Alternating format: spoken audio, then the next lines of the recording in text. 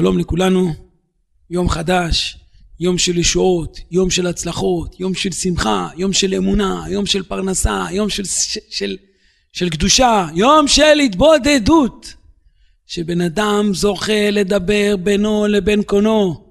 מזאת השיחה, אומר רבי נחמן מברסלב, נעשית רוח הקודש.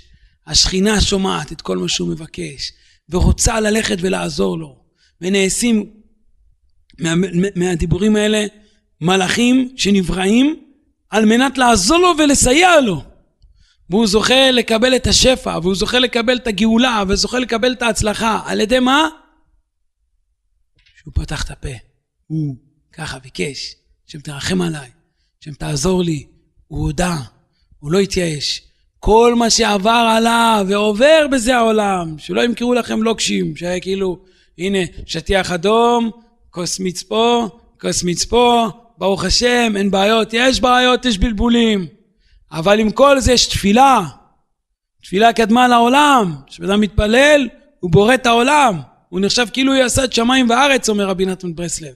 הכוח של התפילה אתה תשנה הכל. בכוח של התפילה אתה תשנה את החיים. בכוח של התפילה אתה תמצא זיווג. בכוח של התפילה יהיה לך שלום בית. הקדוש ברוך הוא תעזור לי להשתנות. תעזור לי להבין את השני. תעזור לי לדון את הילד שלי לקו זכות. כל זה כוח של ההתבודדות בינו לבין קונו. הקדוש ברוך הוא תקרב אותי אליך. אני עכשיו בכלל איפה? אני רחוק מתפילה, אבל אמרו לי לפתוח את הפה, אז אני פותח את הפה. אני רוצה שתושיע אותי, אני רוצה שתקרב אותי אליך. עוד יום ועוד יום ועוד יום. אנחנו נראה ניסים. חזקו וימצאו. שעות גדולות.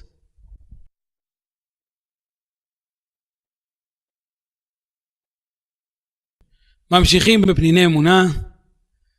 אומר גם רבי נחמן מברסלב ככה. מי שמקיים דיבורו יכול לעשות פעולות. מה זה מי שמקיים דיבורו?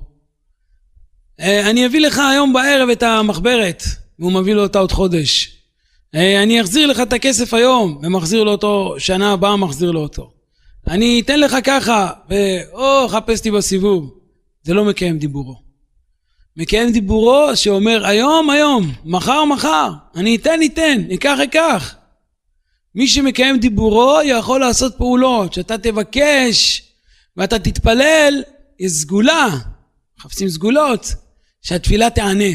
על ידי מה התפילה תענה ויתקיים הדיבור שלך שאתה מתפלל עליו, שאתה מבקש מהשם, על ידי קיום הדיבור.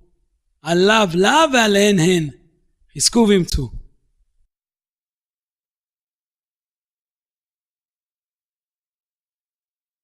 שלום.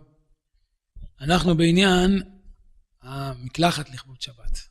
נקרא ונסביר. מצווה לרחוץ כל גופו ולחוף ראשו במים חמים בערב שבת, לכבוד השבת. ואם אי אפשר לו, לרחוץ פניו וידיו ורגליו. וכן טוב לגזור את הציפורניים בערב שבת. זאת אומרת, אנחנו צריכים לראות איך שכל אחד מאיתנו עושה את לא השתדלות, אבל את המעשה הזה של הרחיצה במים חמים דווקא.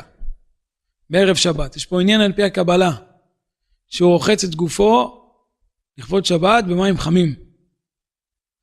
ואם אי אפשר, אז רוחצים פניו וידיו ורגליו. שהאדם רוחץ את פניו וידיו ורגליו, שהוא לא יכול להתקלח, לכבוד שבת קודש, ועושה את ההשתדלות הראויה, מה שאפשר לעשות לכבוד שבת. ההתקלחות, השטיפה במים חמים, למעשה חופף עליו אור השבת. אור השבת זה אור האמונה. אור השבת, אור האמונה, אור הקדושה. וזה ככל שמכבדים את השבת יותר, זוכים לאושר עילאי. קדושה עילאית. בשמחה.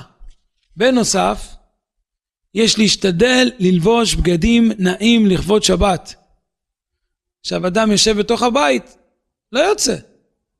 אני אחליף את הבגדים מחר, שאני הולך, שאני יוצא בחוץ, לא.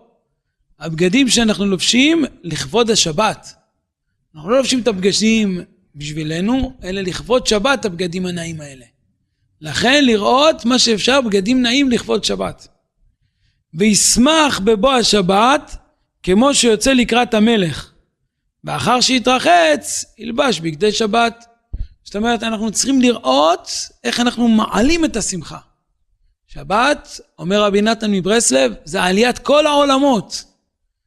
כל העולם מתקדש, כל העולם משתנה בשבת קודש. לכן אנחנו צריכים לעשות את השינויים האלה.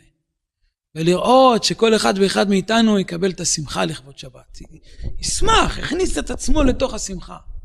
ברגע שהוא יכניס את עצמו לתוך השמחה, אז למעשה השמחה יותר תחפוף עליו. ששון ושמחה ישיגו, ונס יגון והנחה. ככל שאנחנו נרדוף את עצמנו, כביכול נרדוף להיות שמחים, אז השמחה תחפוף עלינו. חזקו ואמצו.